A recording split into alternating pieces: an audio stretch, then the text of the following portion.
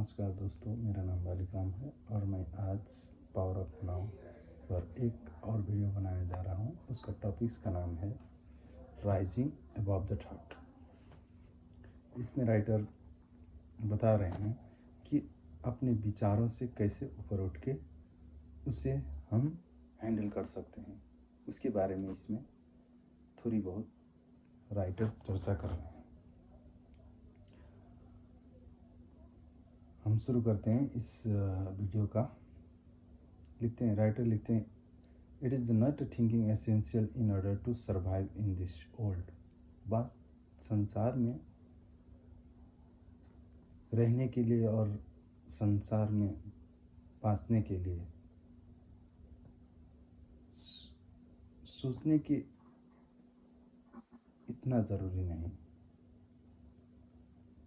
Your mind is an instrument tool that is there is use for specific task. हमारा मन है जो एक यंत्र की तरह है जिसे हम कोई भी काम करने के लिए प्रयोग करते हैं।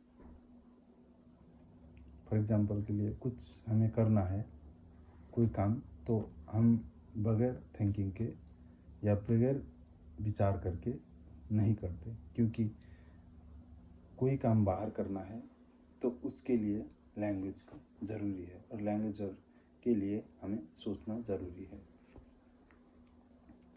और हम क्या करते हैं कि वो काम हमारा इंस्ट्रूमेंट है माइंड, इसलिए हम उसको प्रयोग करके वैसे ही छोड़ देते हैं, ना कि हम उसको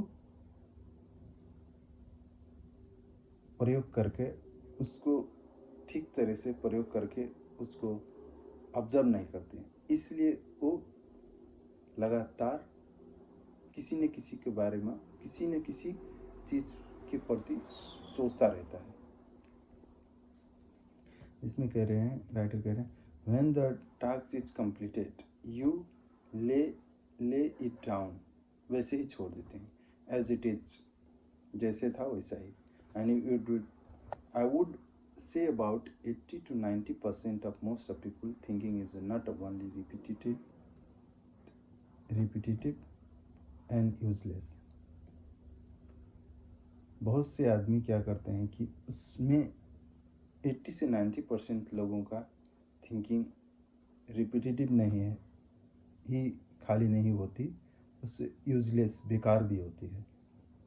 बट क्योंकि because of it's a dysfunctional, ये बिना काम के चलता रहता है, इसलिए ऑफेन अ नेगेटिव नेचर, ये प्रायः नकारात्मक ही होते हैं। Much of it is also harmful, और बहुत ज़्यादा ही हार्मफुल भी होते हैं।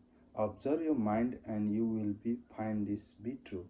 जब आप अपने माइंड को देखेंगे, ऑब्जर्व करेंगे, तब पता चलेगा। It causes a serious leakage of vital energy.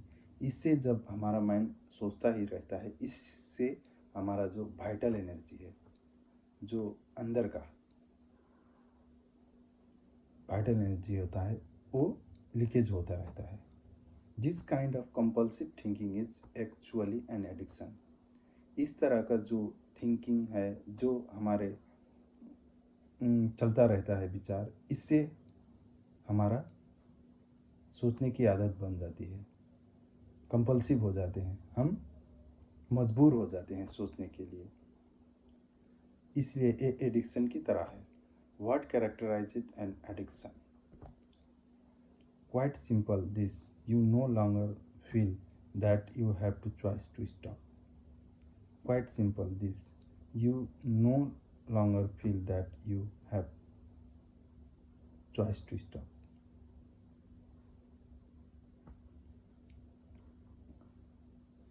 ये क्या है कि बहुत सिंपल है, इसलिए हम इसे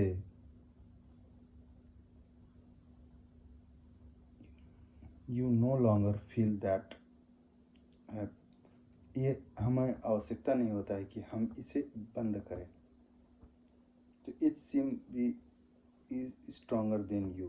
और ये बाद में, जैसे हम छोटे से विचार चलता है, हम ध्यान नहीं देते हैं, इसलिए वो विचार बार बार चलते हमसे भी ज़्यादा स्ट्रांग हो जाता है। It's also give you false sense of pleasure.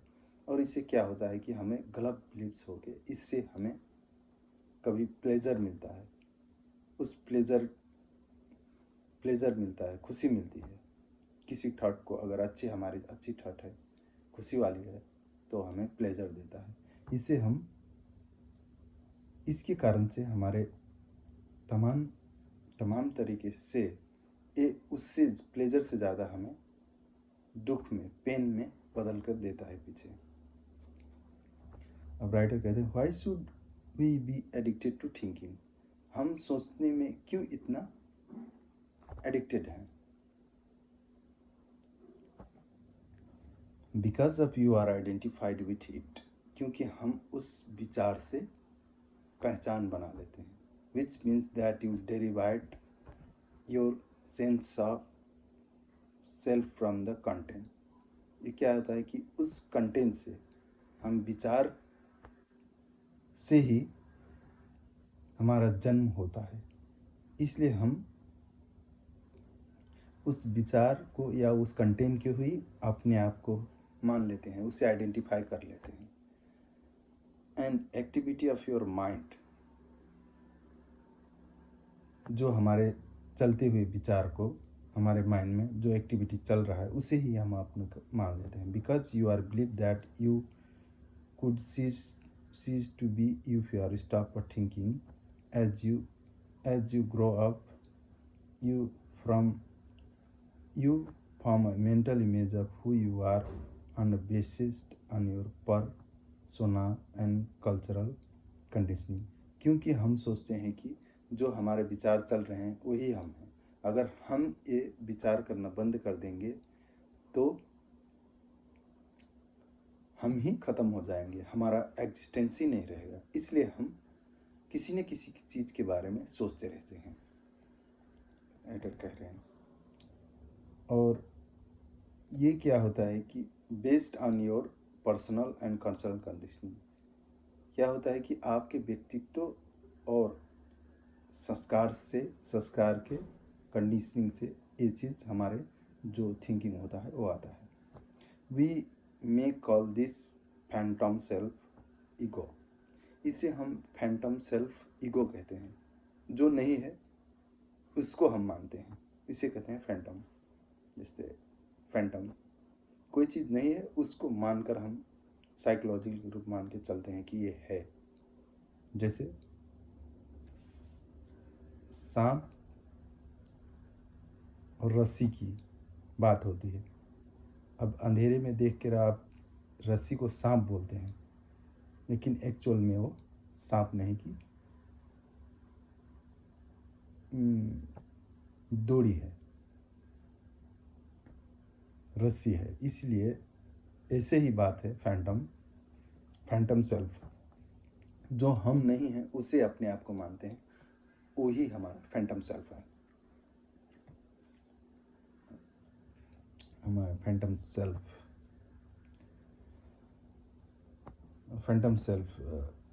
self, the ego, the consist of mind activity and can only be kept going through constant thinking. The term ego means different thing to different people, but when we use it there, it means false self and created by unconsciously identification with mind.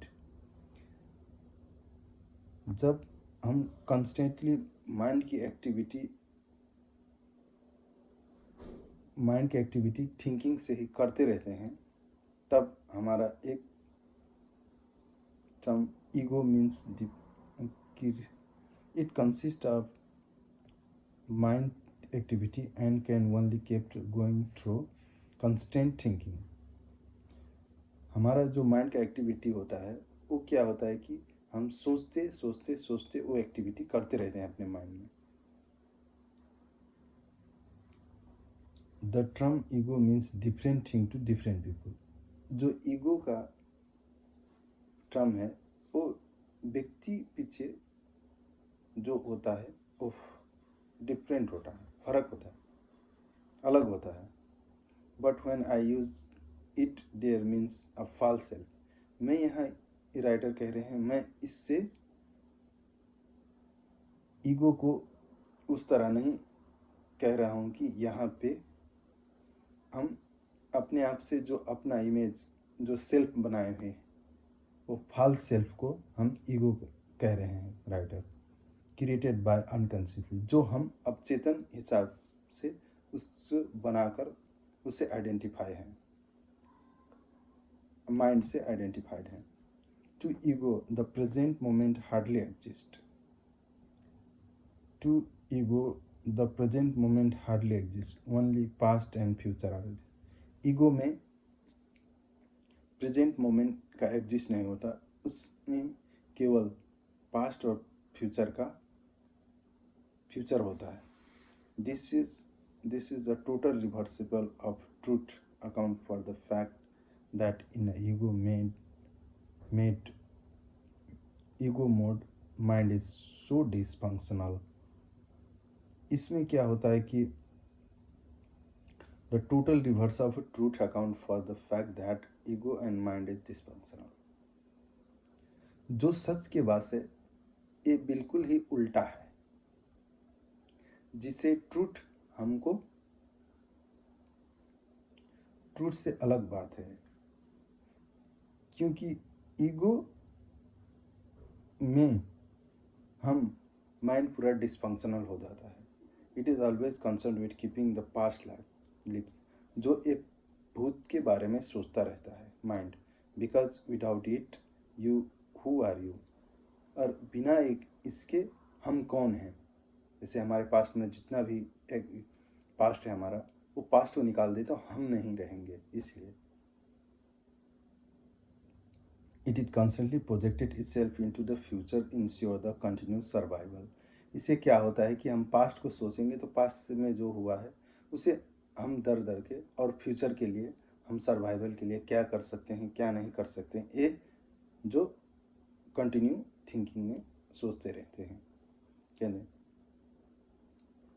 Who are you and constantly project itself into the future, और इसे past सोच के हम project future को project करते हैं to ensure continue the survival, इसलिए कि हम फ्यूचर में कैसे सर्वाइव करें और कैसे रहें। So to seek some kind of release and fulfilment, there says one day when we this that or the other happens, I am going to okay happy and peace. When the other egos seem to be concerned with the present, it is not a present.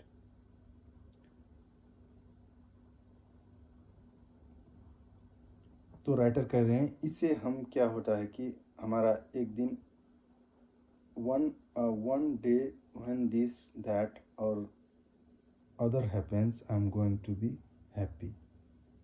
इससे क्या होता है कि हम सोचते रहते हैं कि ये ऐसा होगा तो हम खुश रहेंगे और ऐसे होगा। तो राइटर ये बताना चाह रहे हैं कि हम थॉट में कितने एडिक्टिव रहते हैं।